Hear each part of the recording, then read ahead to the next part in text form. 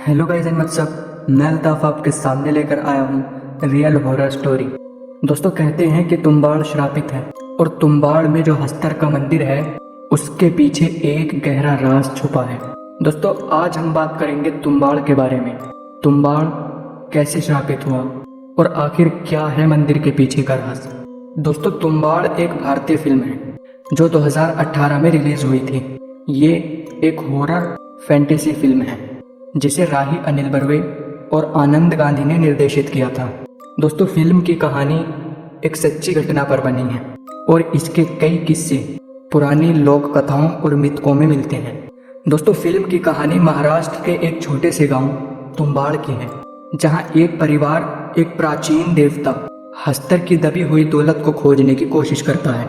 हस्तर, दोस्तों, हस्तर एक देवता है जिसे पौराणिक कथाओं में माता लक्ष्मी के रूप में दिखाया गया है, जिसने लालच में आकर सारी सोने की दौलत को चुराने की कोशिश की, लेकिन वो श्रापित हो गया था और उसे हमेशा के लिए अंधेरे और भूख में रहना पड़ा। दोस्तों, फिल्म का मुख्य विषय है लालच। आपने ये तो सुना ही होगा कि लालच बुरी बला है। दोस्तों, ये कहानी महाराष्ट्र के एक छोटे से गांव तुम्बाड़ की है।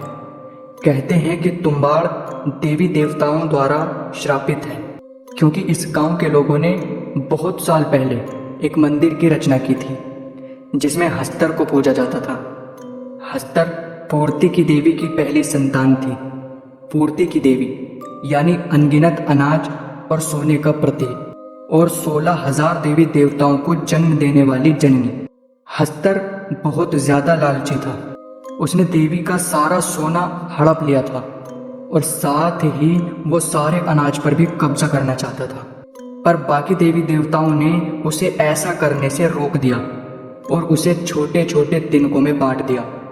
दोस्तों, पूर्ति की देवी अपनी पहली संतान को बहुत प्रेम करती थी और हस्तर का नाश होने से पहले उन्होंने उसे बचा लिया, लेकिन एक शर्त पर कि उसे कोई भी कभी भी नहीं पूजेगा और उसे भुला दिया जाएगा। पर तुम्बाड़ गांव के पूर्वजों ने जब से उसका मंदिर बनाया तब से देवी देवताओं का क्रोध तुम्बाड़ पर बारिश बनकर बरसता है। लेकिन कहते हैं कि हस्तर ने खुश होकर अपना जितना भी सोना था सब मंदिर को अर्पित कर दिया, लेकिन वो मंदिर के अंदर कहाँ छुपा है ये कोई नहीं जानता। कई लोग वो खजाना पाने की लालच में मंदिर के अंदर गए तो जरूर थे, लेकिन कोई वापस नहीं लौटा। इसीलिए वो मंदिर सालों से बंद पड़ा है। दोस्तों, ग्रीस नाम के एक पंडित ने भी उसी खजाने के लालच में हस्तर की खूब पूजा की और वहां जाने का सोचा। उस दिन हर रोज की तरह बाहर जोरदार बारिश हो रही थी। मंदिर के अंदर बहुत अंधेरा था और किसी मरे हुए जानवर की बू आ रही थी। अपने हाथ में मशाल लिए वो आगे बढ़ा। उसका पैर हड्डी के एक ढांचे पे पड़ा और उसने देखा कि उसके आसपास जंगली पेड़ों की लपटों में कई लोगों के कंकाल पड़े थे। वो ये देखकर बहुत घबरा गया और हिम्मत करके आगे बढ़ा। उसे अचानक एक जानवर के दहाड़ने की आवाज सुनाई दी। उसने छिप के देखा तो आधे इंसान और आधे भेड़िए जैसा जानवर किसी इंसान की चमड़ी को चबा रहा था।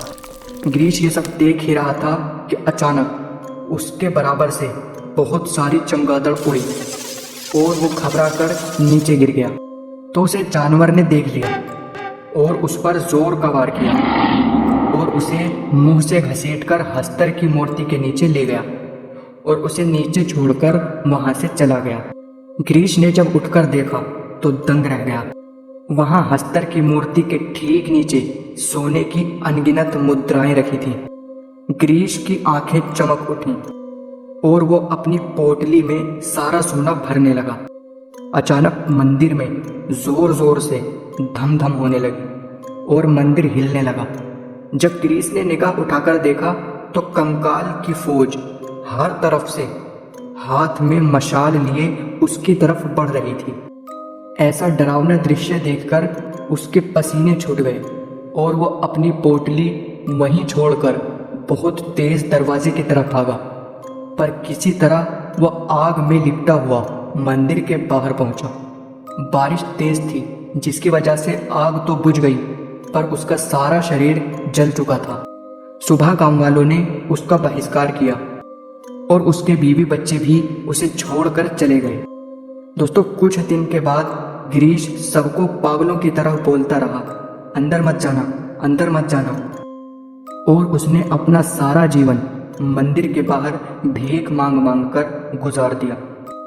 दोस्तों अगर कहानी पसंद आई हो तो वीडियो को लाइक और चैनल को सब्सक्राइब करें और वीडियो से रिलेटेड कोई अच्छा सा कमेंट करें, क्योंकि आपका कमेंट ही हमारे लिए मोटिवेशन है। तो thank you and bye bye.